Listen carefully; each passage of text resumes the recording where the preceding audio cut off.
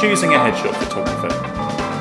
There are hundreds of headshot photographers in the UK, but which one should you go to and why? I think for lots of people that comes down to a gut feeling, a sense that a specific photographer is going to get something really special out of you on the day, and that gut feeling, it's really important, so don't disregard it. If I was you and I was choosing a headshot photographer, these are the factors I'd consider. How much time do you need to get good headshots? Well, it depends. A session can last anywhere from 1 hour to the whole day, and it can be confusing. Often a photographer can offer 2 or 3 different packages of different lengths, and you've got to decide which is the best for you. Now, that is a personal decision. Only you know how long it takes you to relax in front of camera. I would say this, it can be tempting to go for the shortest package because it's cheap and you're saving some money, but don't underestimate how hard it is or how hard it can be to relax in front of camera. Personally, I often find that the most productive part of a session is the last half an hour, no matter how long it is. The other factor to consider with session length is how much range you want to try and get out of your shoot. How many changes of top have you got planned? Do you have complicated hair and makeup changes that you want to make? If you're a guy, do you want to shave to differentiate your looks? All of these things can really eat into the shoot time that you've got, and it might mean that you want to plan for a longer shoot. Studio light versus natural light. So which is better, studio or natural light? Well, the answer is neither is better, they just have different qualities.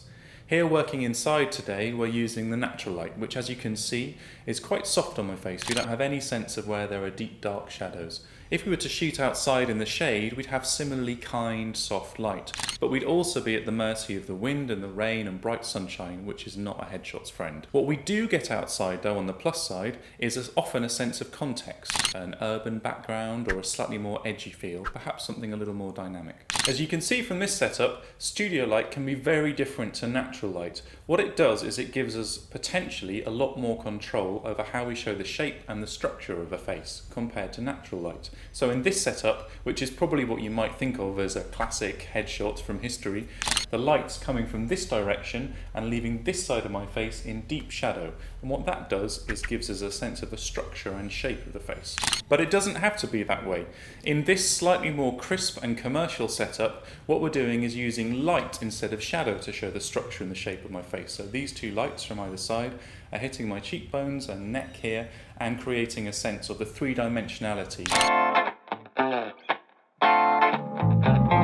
Now that's just one option. Hopefully it gives you a bit of a sense of how a photographer could use natural light or studio light to show off your casting range. Make sure you know what you want and make sure you're getting that from a session. Some photographers will only shoot outside, some will shoot naturally lit but indoors, and some will shoot studio lit in a studio. If you're lucky, and this is a good option, some will do all of the above. And some photographers will even mix in a little bit of studio lighting into a predominantly naturally lit shot for the best of both worlds. Colour versus black and white.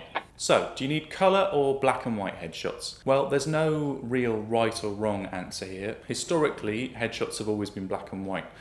In the last 5 or 6 years, there's been a really strong trend in the industry towards colour. And I certainly see as a headshot photographer that agents and casting professionals are expecting colour. We're going to deal with this topic in depth in another video. What I would say is this: black and white photos give a great sense of the structure of your face. They can be very dynamic, they can be very atmospheric. Colour photos, well, they do the same things, but they also give us a great sense of your skin tone, your eye colour, your hair colour. And that means the casting professional or employer is getting a sense of you as a whole package before you ever walk into the room. What does that mean though about the photographer you work with?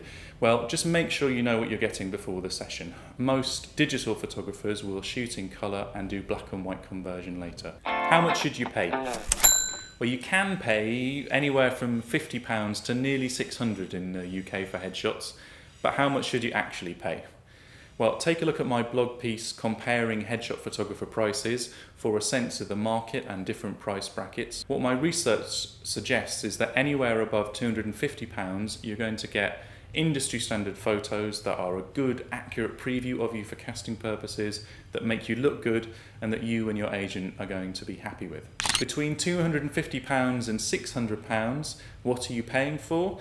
Well, you're paying for perhaps the extra time you spend with a photographer. You might be paying for a couple of extra changes of top or a couple of extra retouch prints. You could also be paying for the reputation of the photographer. Are £600 photos better than £300 photos? Well, that's up for you to decide. Are the photos any good? Whether a photo is good or not is of course a bit subjective, and I'm going to, in a separate video, look at what makes a good headshot. What I'd say is headshots are all about the eyes. And so here's a simple test you can apply if you're trying to decide whether to work with a photographer, and that's the catchlight test, to check for little reflections in the eyes of a photographer's photos. So what we're looking for is the reflection whether of the studio light, whether of the sky, or even of the silver or gold reflector below. Now you'll see those as little specks of light in the eye, maybe at the top, maybe at the bottom, and what they do is fill the iris with light, make the colour really sing. And they also, alongside whatever you're doing as an acting thought, they make you feel awake and sparky and connected. And they're especially important if you've got any shade of darker iris. Should you go with a headshot specialist? Do you need to work with a photographer who specialises in headshots? Well, not every photographer can take a brilliant headshot, however good they are. And that's because headshots are actually quite a specific form of portrait.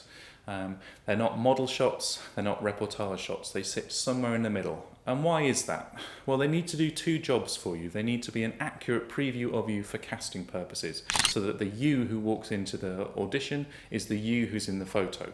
But importantly, they're also your branding. They need to make you look good because they need to promote you and catch people's attention. And a specialist headshot photographer understands how to get that balance just right. What you also get with a headshot specialist is the benefit of their expertise. They've shot hundreds and hundreds of people, so they will look at you and know exactly how to shoot you to make the most of your eye colour, your skin tone, your hair colour and your face shape to make sure that you get the best possible shots. Hopefully that's all really useful. Check out the list of UK headshot photographers at Casting Call Pro, and I'd also recommend the search and comparison tools at a new site called Headshot Hunter, which is really fantastic. I'm going to be releasing a few more videos in this Take Control of Your Headshot series, so please subscribe at the link and look forward to seeing you again soon.